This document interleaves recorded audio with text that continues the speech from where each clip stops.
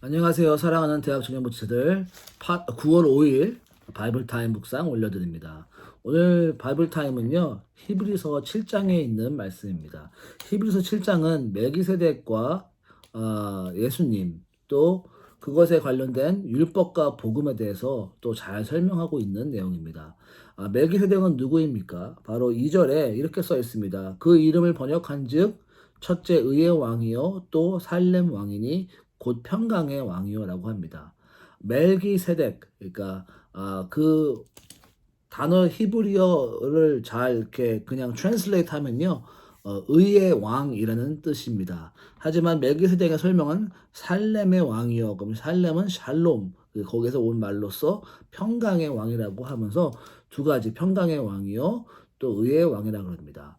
이 멜기세덱은 창세기 14장에 아브라함이 롯을 구원하고 돌아온 그 후에 멜기세덱에게 그의 그 취한 10분의 1을 멜기세덱에 준 이야기가 나와 있습니다.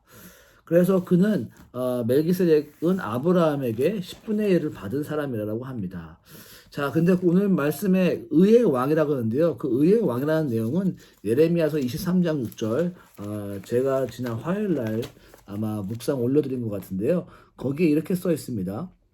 예레미야 선지자가 예수님에 대한 그런 예언을 합니다.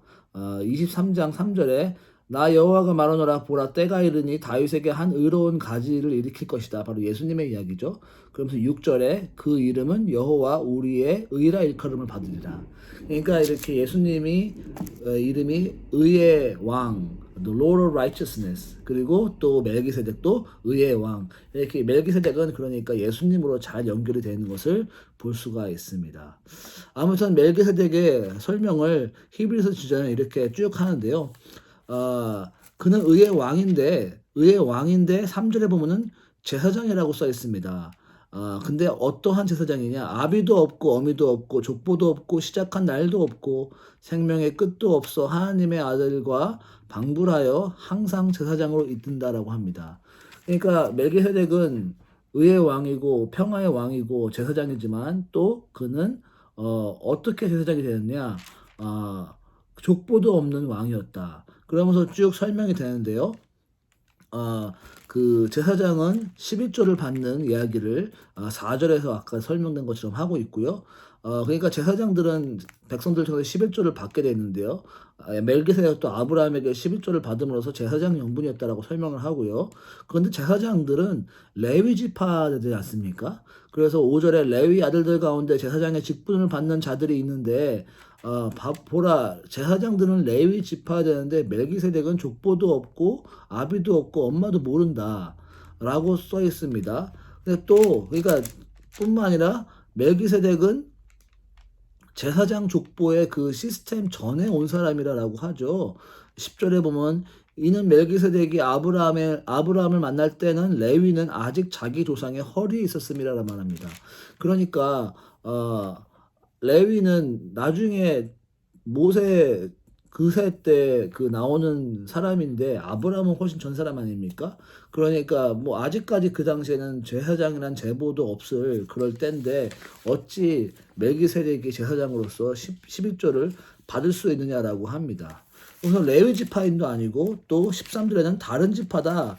이것은 한 사람도 제단 일을 받들지 않은 다른 지파에 속한 자라고 하죠. 그러니까 레위 지파가 아니고 누구냐라는 것이죠. 그러면서 자연스럽게 예수님에게 설명하는데요. 유다 지파라 14절에는 우리 주께서 유다로 쫓아나신 것이 분명하도다. 그러면서 이 지파는 모세가 제사장들에 관하여 말한 것이 하나도 없다. 예수님은 제사장이라고 결론적으로 표현을 하는데 예수님은 유다 지파잖아요. 레위 지파가 아니고. 하지만 멜기세덱도 레위 지파가 아니다라는 것이죠. 어, 그러면서 이제 이 중요한 절이 이제 17절에 나옵니다. 17절에 증거하기를 라고 시작되는 것은 성경책에 써 있기를 라는 것이에요. 그래서 내가 영원히 멜기세덱의 반차를 쫓은 제사장이라 하였도다. 성경책에 어디에 멜기세덱의 반차를 쫓은 제사장이 있을 것이다라고 말하면 어디 있습니까? 성경 통독 가이드라인을 보신 분들은 아마 아실 수 있을 것입니다. 바로 그것은 시편 110편이라고 제가 말씀을 드렸습니다. 시편 110편은요. 히브리서와 자연스럽게 연결되는데요. 한번 볼까요? 시편 110편 4절 제가 읽어드릴게요. 여호와는 맹세하고 변치 아니하시리라 이르시기를 너는 멜기세덱의 반차를 쫓아 영원한 제사장이라 하셨더라. 아하, 여기 나오는군요. 그래서 이 시편 110편의 4절에 있는 말씀이 이 히브리서 7장 17절에 있는 말씀과 연결되고요. 증거하기를 이렇게 시편에 써있지 않느냐 그러면서 멜기세덱의 반차를 쫓아오는 제사장이 있을 것이다. 그 제사장이 누구냐? 바로 예수 그리스도죠. 당연히. 그렇게 설명을 하고요. 그렇게 예수님이 멜기세덱의 반차를 쫓아서 온 제사장이 된 이유가 왜 그러냐? 바로 그것은 19절에 율법은 아무것도 온전치 못하게 한다. 왜냐하면 전에 있던 율법을 폐하고 이제 새로운 율법을 하시기 위해서 예수님이 제사장 직분으로 오셨다라는 설명을 이제 19절부터 28절까지 쭉 나가는 것을 볼 수가 있습니다. 그러면서 다시 21절에 시편 110편 4절의 말씀을 다시 인용합니다.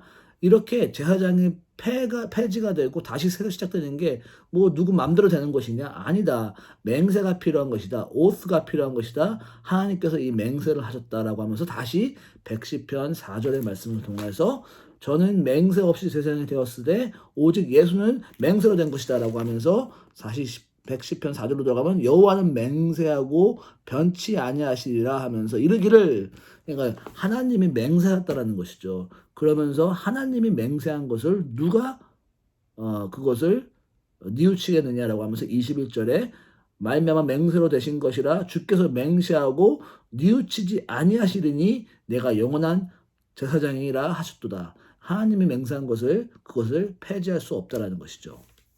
그러면서 결국 예수님이 합당한 제사장의 이유를 쭉 그 후절에 설명이 되어 있는데요. 23절에는 우선은 한 명밖에 없는 분이다. 오직 예수님 한 분만 우리의 영원한 제사장이신 것을 설명하고요. 그래서 23절에 제사장 된 자의 수요가 많은 것은 죽음으로 인하여 항사있지 못하되 오직 한 분이다라고 하면서 예수님은 말씀하시고요. 그 다음에 26절에 예수님은 대제사장으로 우리에게 합당하니 26절에 거룩하고 악이 없고 더름이 없고 죄에게서 떠나 계신 분이라고 설명하고요. 그리고 더 나아가서 28절에 예수님이 왜 합당한 제사장이냐? 그 맹세의 말씀이 영원하게 온전케 되신 아들을 세우셨다. 하나님의 아들이시기 때문에 합당한 대제사장, 멜기세덱의 반차를 쫓은 대제사장, 하나님의 빅픽처였죠. 그러니까 아브라함이 창세기 14장에 멜기세덱을 만나게 되고 11조를 하게 되고 제사장인지도 아니지만은 제사장 세대가 없었지만은 그렇게 멜기세덱에게 11조를 함으로써 이 히브리서까지 오는 하나님의 이 빅픽처를 크게 다시 한번 우리가 볼 수 있는 이 아름다운 내용이 바로 7장에 있는 내용입니다.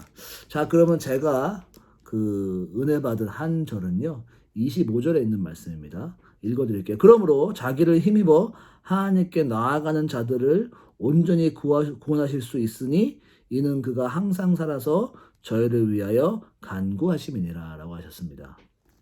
그러니까 예수님은 영원한 멜기세덱 반차를 쫓은 대제사장이신데 대제사장이신 예수님께서 하시는 일을 설명하는 거죠.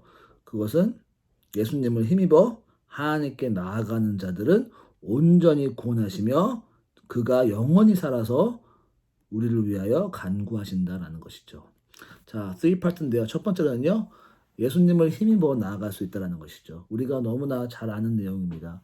예수님을 힘입어 우리는 하나님께 나아갈 수가 있는 것이고 하나님께 두려움 없이 믿음으로 평안함 가지고 가실 수가 있는 것이죠. 여러분도 아시다시피 제사 제도를 통하여서 피의 어린 양이나 동물의 피 없이는 하나님 앞에 갈 수가 없었지만 우리는 예수님의 피를 통하여서 하나님과 연합할 수 있는, 하나님과 언제든지 갈 수 있는, 그래서 예수께서 십자가 돌아가실 때 성막에 그 휘막이 위아래로 찢어진 것처럼 여러분들은 언제든지 예수님의 보혈을 힘입어 하나님께로 하나님께로 향할 수 있는 것을 여러분들 생각하시고 두려움 없이 어떠한 내가 죄인이든지 어떠한 부족함이 있더라도 오늘 하루 살아가시면서 하나님한테 담대히 나가시고 하나님께 그 성막으로 그 지성소로 들어가시는 여러분 되시기를 축원합니다. 두 번째로는요, 온전히 구원하셨다라는 것입니다. 온전히 구원하셨다. 그러니까 우리가 온전하게 되기 위하여 구원하셨다는 것이죠. 이것은 그 성화를 말하는 것이고 우리가 예수님의 모습을 닮아가는 것, 우리가 그 천국에 갈 때까지 성화되는 과정을 말씀하시는 거죠. 그러니까 우리가 오늘 하루 살아갈 때 어떻게 하면 더 예수님의 모습을 닮아갈 수 있을까? 어떻게 하면 내가 주님 모습 살아갈 수 있을까라고 생각하시고 주님, 내가 또 부족하지만 다시 오늘 예수님 모습 닮아갑니다. 예수님처럼 생각하고 예수님처럼 말하고 예수님처럼 마음가짐을 가지고 하겠습니다라고 또 오늘 하루 생각하시는 또 그렇게 또 어저스트 하시고 또 고쳐나가시고 또 하나님께 다가가시는 여러분 되시기를 바랍니다. 마지막으로는요, 그가 항상 살아서 저희를 위하여 간구하셨다라는 것이죠. 예수님은 지금도 천국에서 우리를 위해서 간구하고 계시죠. 무엇을 위해 간구하실까요? 아마 여러 가지 간구하실 것이 있지만 제가 오늘 은혜 받은 말씀 나누고 싶은 거는요, 주님께서는 나를 통하여서 내 주위에 있는 사람들에게 또 사랑을 전하기 원하시고 또 하나님의 일을 하라고 하나님의 일을 하도록 기도하시고 중보기도 하실 것이라는 거죠. 오늘 하루 재령이가 또 어떻게 다른 사람에게 은혜를 끼칠 수 있을까? 그렇게 끼치게 해달라고 아마 주님은 간구하실 것입니다. 여러분들도 마찬가지입니다. 주님께서 지금도 간구하고 계십니다. 여러분들 삶을 통하여서 여러분들이 만나게 될 사람, 여러분들과 대화할 사람들, 여러분들이 터치할 사람들, 한 사람 한 사람들이 그들이 주님을 만나고 돌아올 거를 주님은 지금도 중보기도 하실 텐데 여러분들 그러면은 하루 살아가시면서 내가 어떻게 주님의 사랑을 나눌 수 있을까? 그 주님의 기도를 내가 응답의 파트너가 돼서 할 수 있을까라고 묵상하시고 살아가시면 되겠습니다. 첫 번째, 그래서 하나님께 두려움 없이 나가십시오. 두 번째, 하나님의 주님의 모습을 닮아가시기 위해서 오늘 하루 내 모습을 어저스트 하십시오. 세 번째, 내가 주님이 기도하시는 그 사람에게 다가갈 수 있는 사람이 되게 달라고 기도하시고 그렇게 멋지게 쓰임받는 하나님께 영광 드리는 주님의 대제사장 되신 것을 fully 사용하시고 fully experience 하시는 여러분 되시기를 예수님의 이름으로 축원합니다. 같이 기도할까요? 하나님 아버지 감사를 드립니다. 오늘 히브리서 7장을 통하여서 하나님의 빅픽처를 봤습니다. 하나님께서 멜기세덱을 통하여서 그 위대한 일들을 행하시고 결국 그것을 통하여서 예수님이 우리의 대제사장 되시고 우리의 그 하나님께로 갈 수 있는 통로고 길로 되신 것을 다시 한번 생각하게 하시니 감사를 드립니다. 주님, 우리 예수님의 그 보혈을 붙들고 늘 주님의 그 임재 안에 주님한테 다가갈 수 있는 하루 될 수 있도록 하여 주셔서 두려움 없이 늘 어떠한 상황이든지 주님 바라볼 수 있도록 하여 주시고 정말 주님 안에서 내 모습이 주님을 닮아가는 모습, 내 생각, 나의 말, 나의 마음이 주님의 모습 닮아가게 하실 뿐만 아니라 우리가 있는 곳곳마다 주님의 지금도 기다리시는 그 영혼들에게 사랑을 베풀며 쓰임받을 수 있는 하루 될 수 있도록 축복하여 주시옵소서. 감사드리며 예수님의 이름으로 기도했습니다. 아멘. 좋은 하루 되세요.